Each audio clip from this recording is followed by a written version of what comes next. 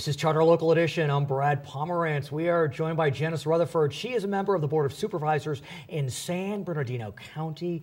And I guess congratulations is in order. You were recently appointed to the South Coast Air Quality Management District. And I want to harken back, if I may. I grew up in the San Fernando Valley in the 70s. And my school, elementary school, was 0.9 miles from my home, which meant I got no bus. Right. So I had to walk. I remember seriously feeling pain when I would walk home on hot days, Supervisor. It was palpable. Yep. It was smog. Those days are gone? Yeah. I grew up in Upland, so I had the same thing. I remember, being told to run laps. Like, my lungs hurt. I can't run laps. Back in 1979, a little after I was running laps, there were 120 Stage 1 smog alerts in the South Coast Basin. 120. We've eliminated those. There aren't any Stage 1 smog alerts anymore. The air quality has gotten immensely better. There's still some things we need to do, but we should celebrate how much progress we've made. And it's interesting, one of our producers' husbands has been transferred to Shanghai for the year to work on the new Disney project. Exciting. I asked her how's it going, and she told me that his lungs hurt. Yeah. That the air quality there is just horrendous. When I toured China a couple of years ago, I remember you could see the air.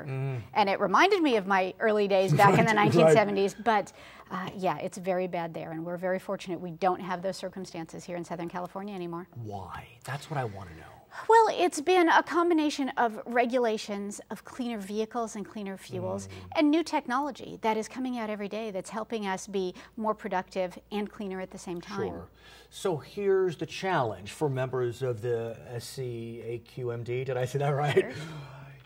You want to create clean air. You want to create a scenario whereby we can breathe, but at the same time, regulations can be onerous. I mean, even the governor has said, reforming CEQA, for example, is the Lord's work, and there are too many damn regulations. So we hear about this, but California seems a bit schizophrenic. They want clean air, and they complain about regulations. And so how do you, as a member of the board, balance that? We can have clean air. We've gotten cleaner air. We can get even cleaner air.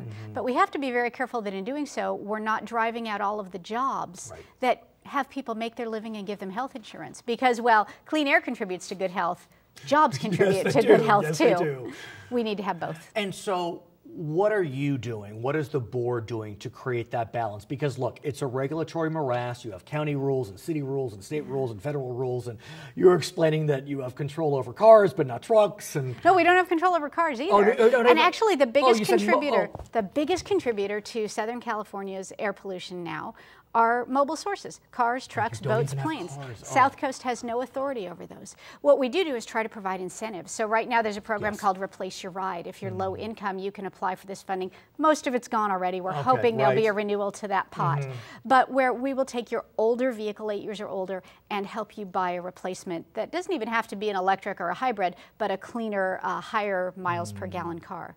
There's also a new program going through right now. I expect it to be approved at the next board meeting, which will provide funding for low-income and moderate-income people to put electric charging stations in their home. Fantastic. So that if they purchase an electric vehicle, they have a means to charge it. So we're trying to provide those sort of incentives for people to change their behaviors in a way that is not an impediment to them, it's not a burden on business, but contributes to cleaner air.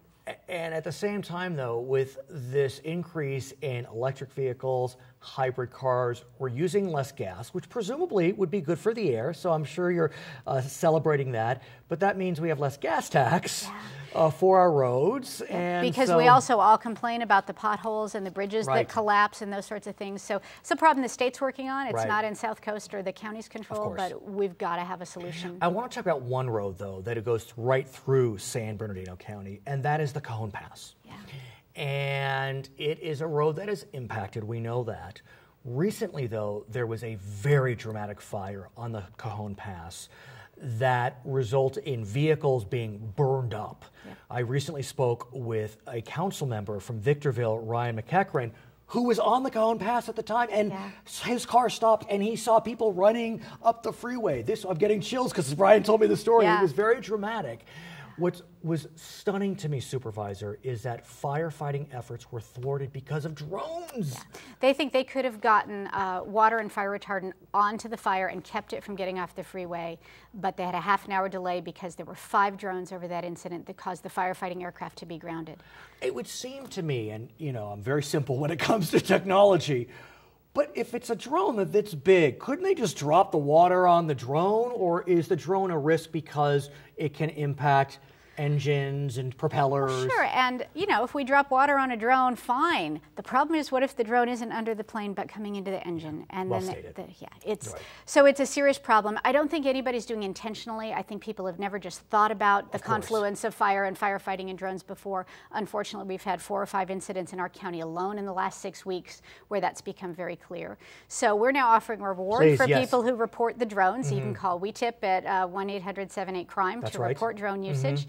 We're offering rewards for if we can identify who flew those drones. And both the state legislature and Congress are considering future legislation to make it very clear it is a crime to interfere with firefighting, and drone usage is included in that. So let's talk about that, because obviously lots of moving parts when you look at legislation. The county can pass an ordinance. The state can look at passing a law. The federal government can look at passing a law. I've been bombarded by releases by lots of folks looking at regulating this issue. In the state legislature, Assemblyman Gatto and Gaines, bipartisan, looking at the issue. In the federal Congress, Paul Cook, who represents part of your district, is looking at the question. Are we at risk, though, of kind of over-legislating and have contradictory laws? No. I don't think the laws will be contradictory, but I think for those people who do then fly drones over fires, they're going to be hit with multiple levels of penalties and offenses. What I hope is that through all this publicity and discussion, people just start applying some common sense. As much as I'd like those really neat pictures and that really spectacular view, it's risking people's lives and property. I learned, though, that there may be technology, and I'm not sure who would deploy this technology, that could freeze the signal of drones, and literally they would just drop out of the sky. Is that something that government needs to investigate, or who would operate that? Are you familiar with this? I have absolutely no idea. First I've heard. Okay, so there you have it. At the same time, though, Supervisor, drones there are exciting uses for drones. There's lots of them, yes. And so I'm wondering, and I was speaking with one of your colleagues, Kurt Hagman, recently, and he was talking about his desire to kind of make San Bernardino County the Silicon Valley for drones, while at the same time looking at this question.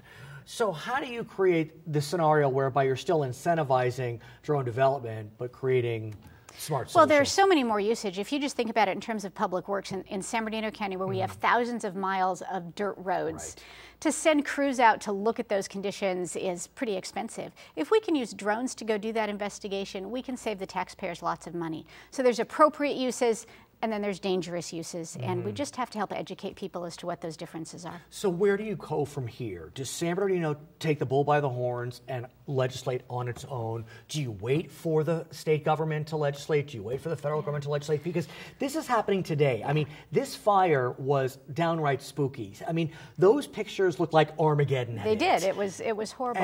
I think the legislature is going to act fairly quickly. I suspect we'll have new laws on the books by the end of this year that will take care of it. At the same time, is this an issue that plays into what you're doing with the AQMD? I mean, it kind of all comes together when you think about the drones flying over fires, fires impact air quality. So how do you bring it all home? Well, at the AQMD, we've already had discussions about should our agency be using drones to measure air quality. And we're real concerned actually about protecting people's privacy, and so we're not moving forward in that. But the drones would be an important tool. Let's say you had an explosion at an oil refinery. You don't want to send people in with the measurement tools, but you could put those on a drone and get the readings. So there are good uses. Her name is Janice Rutherford. She is a member of the Board of Supervisors in San Bernardino County. She's also a member of the Southern California Air Quality Management District, SEAQMD. I'm Brad Pomerance. It's Charter Local Edition.